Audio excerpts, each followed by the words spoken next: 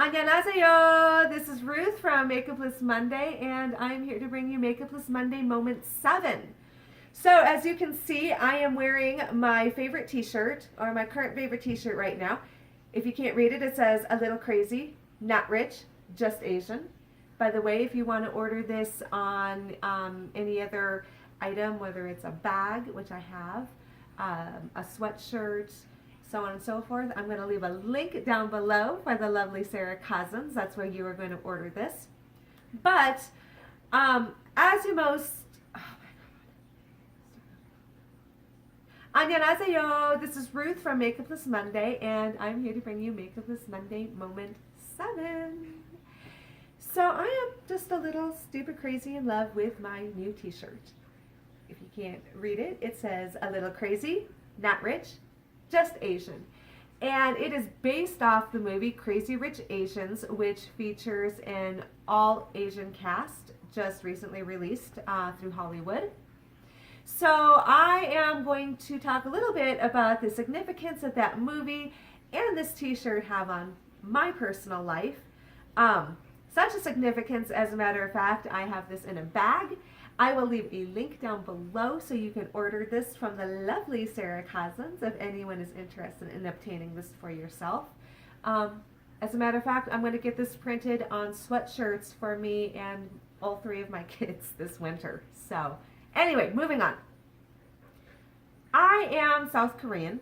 I was born in South Korea, but I was adopted at 6 months of age by a Caucasian family.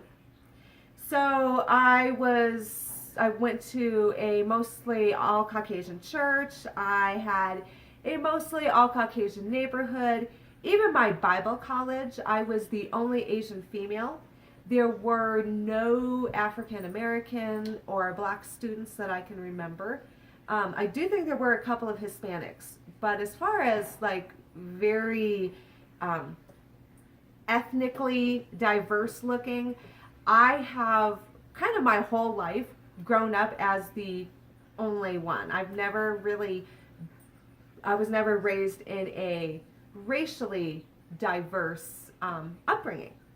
So my culture is Caucasian and very much, the old American Midwestern Christian conservative. I was homeschooled, raised in Minnesota and Indiana, farmland and cornfields all around. I am your epic country city gal.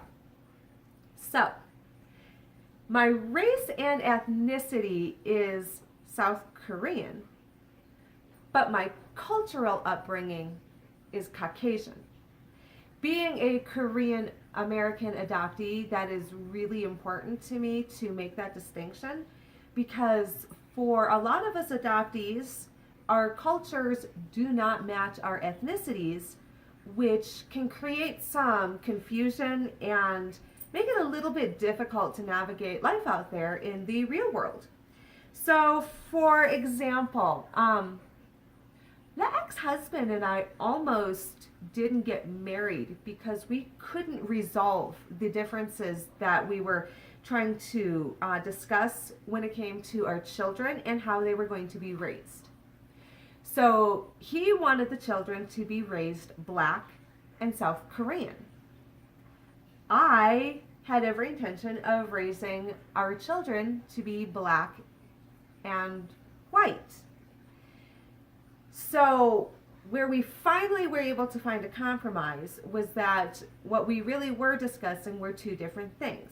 We were discussing culture and we were discussing ethnicity or racial identity without distinguishing the differences between the 2. So we actually ended up agreeing that our children were going to be raised to racially and ethnically identify themselves as Black and South Korean. However, culturally, maybe not put into words for that they would go around saying, but really culturally, our home was going to be a very reflective Black and Caucasian culture. Because, to be honest, it was really unfair to expect me to throw away my Caucasian culture and adapt myself into a South Korean culture of which I have never been exposed, except the couple of times I've been to South Korea. So whether it was intentionally cruel or not, this difference between my ex-husband and I carried all throughout our marriage. For the first time, actually, that I had ever experienced in my life, he was openly making fun of my white girl. For example, I love country music. My big favorites, Shania Twain, Faith Hill, country girls, or pop country. And he would come home if I was listening to that music and say, why you got to be listening to that white girl shit? If I was dancing, he would make fun of me and say, you dance like a white girl. It got really serious when my mother-in-law sat down with me one day and told me that the issue that she seriously has with me and will always have with me was the fact that I was just so white. And she didn't like that her grandchildren were being raised to be so white. And then the nail in the coffin was driven home when my brother-in-law, I overheard telling my mother-in-law, they were discussing the fact that my ex-husband had just gotten arrested for domestic violence. And he tells his mom that he thinks that the big problem that his brother, the ex, had with me was that I was a white girl. So, I thought, let me make something really clear here.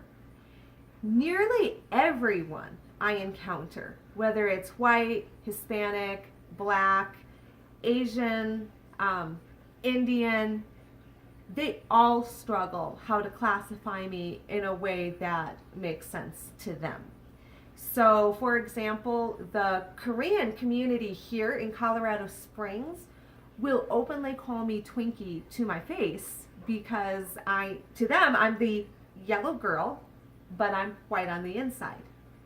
My children are sometimes jokingly referred to as bumblebees because they are black and yellow. So it can be really difficult even for me to find the words to explain the confusion that I even have sometimes about myself. It's not a confusion that is one that's going to drive me stark raving mad, but most days it is something that is actually difficult to articulate and resolve even for myself. See, when I walk out the door to a stranger, I am completely Asian. And then as soon as I open my mouth, I sound Caucasian, and it causes a little bit of a mental disconnect for some people. And I think it's because most people assume that their skin tone or their culture is going to match their skin tone. What I'm trying to say is that culture really isn't about skin tone. Culture is the lifestyle and the community in which you are being raised to be a part of. So for me, when I look at it, I would like to see more discussion where we leave the racial, but we discuss the cultural. So having a shirt like this allows me to celebrate my Asian, but it doesn't leave me having to fit the stereotype of an Hollywood Asian. My whole life growing up, every single movie, every single TV show, if there was an Asian featured in it, it was either Ayo! Kung Fu, or it was 감사합니다, 안녕하세요, subservient, submissive. There was no Asian American being featured that could speak normal English or just reminded me of myself. So, Crazy Rich Asians, you have this girl that was born here, or she was, in Crazy Rich Asians, you have this girl who is Asian by ethnicity, but was raised in the American culture, who has to return to Asia with her fiance, who, by the way, has also spent some time in America, so his culture has changed, and to go back to China and overcome the cultural hurdles that they face there. I mean, it's actually a romance movie, but that's the underlying social tone of the movie. So I've heard arguments that like should adopt like. And I hear that even expressed in the Korean adoptee community that I frequent sometimes in my Facebook groups. So what that means is there are those that believe that South Korean children should be adopted by South Korean parents, that black children should be adopted by black parents. And this is partly due to helping kind of erase the confusion that is created when you are born to look one way, but you are being raised a different way. Then there are those in the adoptee community who believe that, hey, you know what? It's not really a problem to adopt a child that's racially diverse from your own. Just make sure that you're raising them to, to culturally identify with the ethnicity. So, for example, that would be like, hey, if I adopted a Chinese child, I would make sure that he got Chinese language classes. I might even consider moving to Chinatown.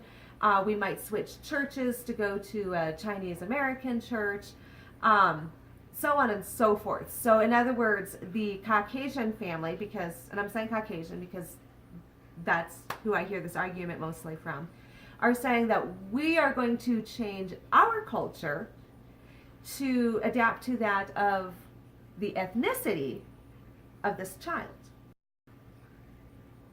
I have a little bit of a problem with that mentality, actually, because diversity isn't about making everyone else the same. Diversity is about celebrating the differences, and to me, it's about maintaining a little bit of that special individuality that makes someone unique, while at the same time welcoming them into your community or culture just the way they are. I mean, just because you look this race shouldn't mean that you have to suddenly behave, believe, or culturally behave in a certain way, does it? Because that's a little bit stereotypical if you really think about that. See, I don't want to be ashamed of being raised Caucasian or being such a white girl. I don't want to be ashamed because I'm not culturally South Korean. I want to be proud of who I am, exactly for who I am, the way I am. So, this doesn't even have to be about race and culture. It could even be something as, maybe you could identify with this, like if you were raised in a subculture of America, which is what I would actually consider where I came from, and so you were raised in this deep subculture that makes it very difficult to identify with your peers today. Or maybe by birth you're a millennial, but mentality and just your own value system perhaps matches up closer to that of, let's say, a baby boomer. I was raised to watch John Wayne, Shirley Temple, and Doris Day. Those are still some of my favorite people, and so I'm very deeply influenced actually by an older generational culture than even the one that I was raised in. So I think what I'm really just trying to say is we need to learn how to embrace where we do fit in, even if someone's biases says we don't, and then accept not fitting in where our own biases are dictating to us that we should fit in. All right, so that is your Makeupless Monday Moment 7. I would love to hear from you. Maybe you've been adopted and you can identify a little bit with what I'm saying.